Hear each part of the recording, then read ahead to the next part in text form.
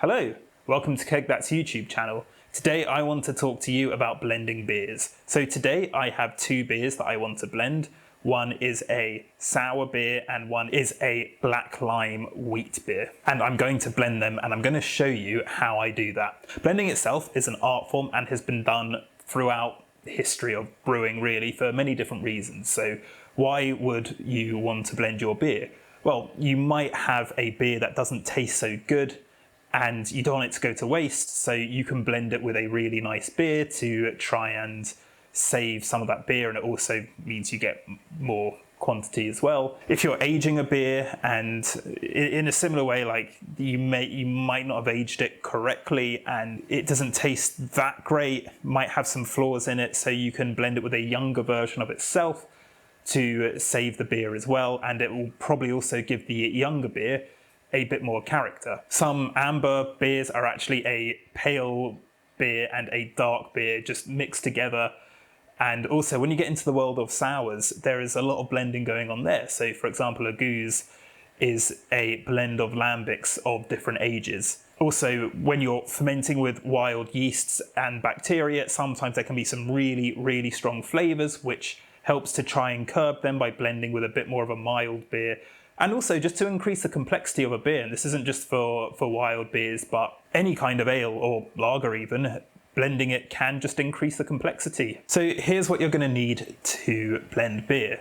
You're going to need a measuring jug in small increments up to 50 ml, a proper tasting glass, and some kind of palate cleanser. So normally this would be something like some very plain crackers or something like that.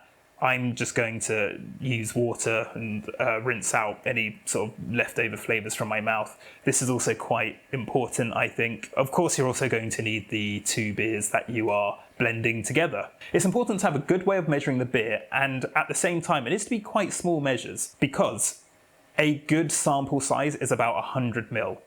Now, remember, you probably won't get the blend you want first try, so you're going to be doing quite a few samples and it adds up. You really don't want to have more than 100 ml. If you think about the volume of like a can of beer or a bottle of beer, like they start at like 330 ml, and so you can very quickly drink like a can of beer worth of sampling, and it can get a bit much. And you're also just drinking all your beer at once. Yeah, it's good to keep it fairly small, so if you have a way of measuring volumes of liquid in small increments, so I have this 50 ml measuring jug which goes up in 2 ml increments. You can also use syringes which have even smaller increments on them. It just means you can measure out small amounts and very precise amounts, which will then be easy to scale up when you mix the main batches together. And just remember as well, if you're blending more than 2 beers, 3 or maybe even 4, you're going to need to have even more control over the amount that goes in. If you don't have a small measuring jug like this, I think they're very cheap. But also you can use scales to weigh the beer.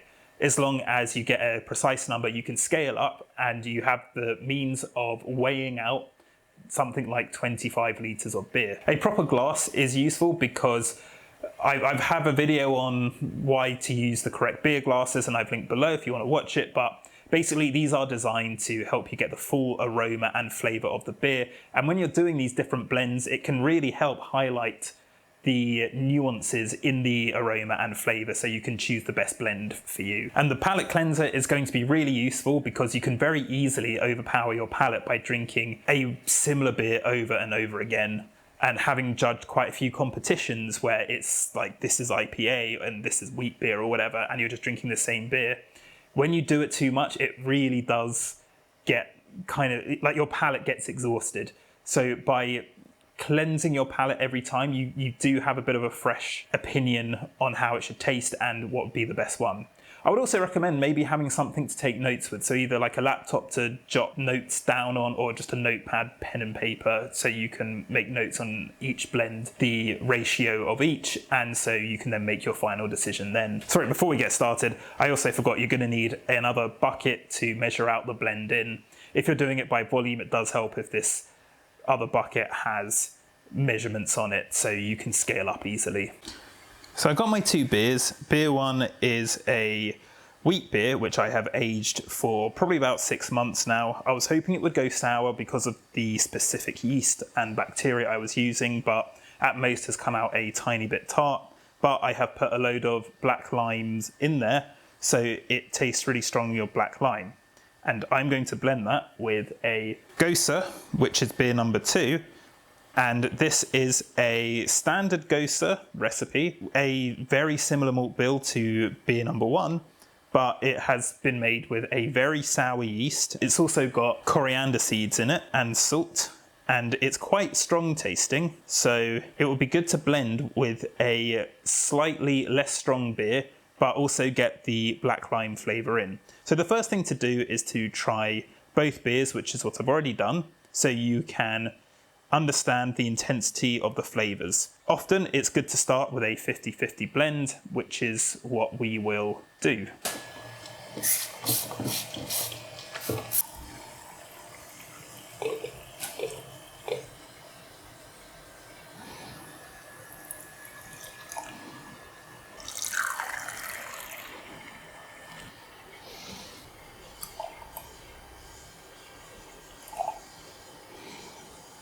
So here is the first blend. The colour is kind of golden, it is a bit hazy, but I'm blending 2 wheat beers really. This is the colour of each individual beer because it's the same malt bill and nothing's really changed the colour that much. Like the black limes haven't departed any colour really. Let's see the aroma. Oh, the black lime is really coming through in the aroma, and I'm also getting a sort of clean sourness from the first beer. The black lime is quite dominant, but let's see how it comes out on the flavour. So this is all beer 1 with a small bit of beer 2 towards the finish, and then the black lime takes over again. So it's really pleasant, but I'm not getting enough of the sourness actually of beer number 2, the Gosa. So what I think I'm going to do for the next one is 25 ml of beer 1 and 50 ml of beer 2, so a 2-to-1 ratio.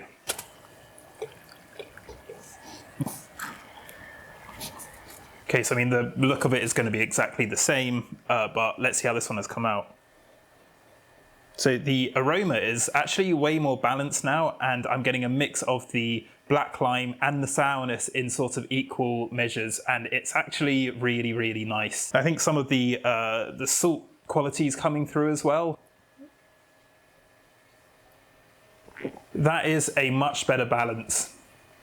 I think the aroma comes off a bit better than the flavour, but I'm getting a lot more sourness and sort of salt, I guess, coming through, some coriander, but I'm also getting quite a bit of the black lime too. I did a couple more blends just to see if I could improve on the flavour that I had, but to be honest, the best one was number 2, which was 25 ml of beer 1, which was the black lime wheat beer, and 50 ml of the Gosa beer 2. So now we've got that, what I'm going to do is I'm going to scale up those amounts and I'm going to bottle it. And here is how to do that. So it's going to be some maths, and as I'm talking it through, if it makes no sense to you, because sometimes it can be hard to follow along when someone's just talking about equations, it's all down in the description, so you can copy and paste and put your own numbers in there and then put that into a calculator. So the way to work this out is I had 25 ml of beer 1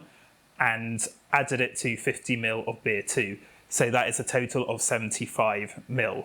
Then we need to start working out percentages, and to work that out, so how much percentage of beer 1 versus how much percentage of beer 2. So because there's 75 ml in total, you would do 25 divided by 75, and that will give you a percentage, and that percentage is 33.333 recurring. And that's how much percent beer 1 will be, and so beer 2 will be 66%. So now we know how much percent of each to have.